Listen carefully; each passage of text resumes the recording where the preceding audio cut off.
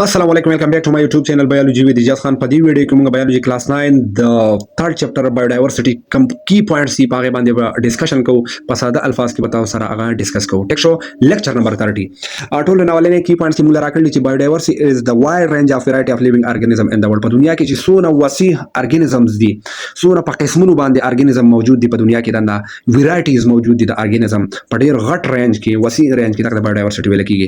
یعنی په دنیا کې ته وګورئ ته هر قسم organism ملاویږي تا کمتري ملاویږي تا زرګي ملاویږي تا هاتيان ملاویږي تا سپي ملاویږي تا منځري ملاویږي تا غټي ونی ملاویږي وړ بوټي ملاویږي پلانټس ملاویږي انیمل ملاویږي دا ټول بایوډایورسيټي کې د ناراضي او دی یو خاص پیدا کړل په دنیا کې دا نه چې دا بایوډایورسيټي نه وي یعنی دا ورایټیز نه وي په دنیا کې هر چیز به سیم او هر چیز به یو شان نو خاص بنو په دي کې the arrangement of organism into group and subgroup on the basis of their similarities and differences is called classification. Classification څه ته وایي چې کله موږ organism په ګروپ کې واچو بیا په سب ګروپ کې واچو وړو ګروپونو کې د یو شانوالي او د مختلفوالي په بنیاد باندې څه ویل کیږي classifications.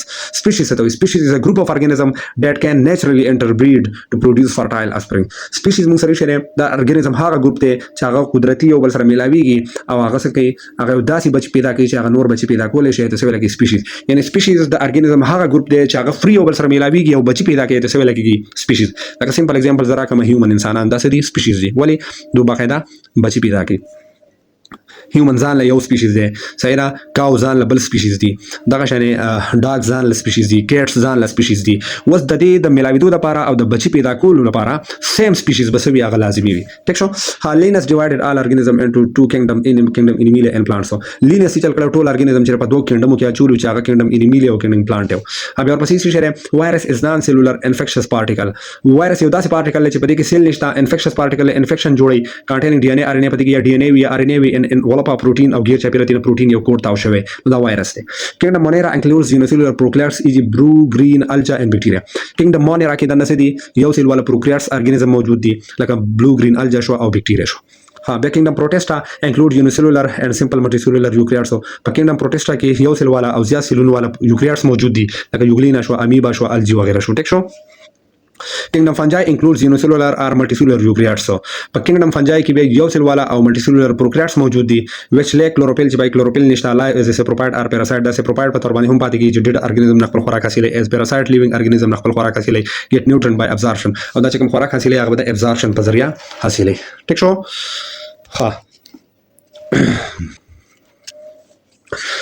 بیا ورپسې که تاسو وګورئ ان باینامیل نامکلیچر ارګانیزم نیم کنسیسټ اف ټو پارت. په باینامیل نامکلیچر کې ارګانیزم چې دا په دوه پارټس باندې مشتمل وي. د فرست ورډ از د نیم اف جینس اولنې لفظ د جینس وی وایل د سیکنډ ورډ از د نیم اف سپیشیز دویم لفظ چې د نوم هغه به سپیشیز وي. کنزرویشن مینز ټو یوز د ریسورسز ان ا سنسیبل وی. کنزرویشن مطلب دا دی چې سونه قدرتي وسایل موږ په یو محتاط طریقه خاصه طریقه باندې استعمال کو. ا سپیشیز ډیټ نو لانګر لایو انیویر ان ارث از کالډ ایکسټنشن سپیشیز. هغه سپیشیز چې هغه پزما کې یو حصہ باندې نو سیږي یعنی پزما کې باندې هغه بیخي پاتې شوی نه ختم شوی د سویل کې ایکسټنشن سپیشیز. د سپیشیز which are in the danger of extinction are called endangered species. هغه species چې هغه د ختمېدو په خطر کې وي د endangered species ویل کېږي. The species which are likely to become endangered in the near future are called threatened species. هغه species چې هغه په راتلونکي فیوچر کې په خطر کې وي هغه ته threatened species ویل کېږي. پاکستان 31 species of mammal پاکستان کې 31 species mammal دي 20 species د birds دي 5 species د reptile دي. ټیک شو دا endangered شوي دي. deforestation څه ته وایي Deforestation, overhunting, introduction or removal of species and rapid industrialization are the major human activities responsible for the loss of biodiversity. دا یو څو کارونه دي چې دا انسان دا کارونه کوي او د دې په biodiversity څخه کې لاس کیږي. Deforestation is defined as cutting down of trees for the conservation of forest to non-forest land. Deforestation موږ څنګه define کوو cutting down of trees چې موږ د ونو کټای کوو for the conservation of forest for the conversion of forest to a non-forest land چې موږ ځنګل چې هغه میدانونو ته کنورټ کو نو دې ته څه ویل کېږي deforestation. دغه شانې د بایولوژي لیکچر لپاره زموږ چینل چې ضرور سبسکرایب کړئ ویډیوز لایک لازمي ورکوئ کمنټس پکې لازمي کوئ څه قسمه کنفیوژن څه قسمه مسلې دغه باره کې په کمنټس کې کوېسچن لازمي کوئ او دغه شانې ایجوکیشنل ویډیوز لپاره زموږ چینل چې سبسکرایب کړئ بیل آیکن باندې کلیک کړئ چې هغه نوټیفیکیشن تاسو ته راځي. الله حافظ.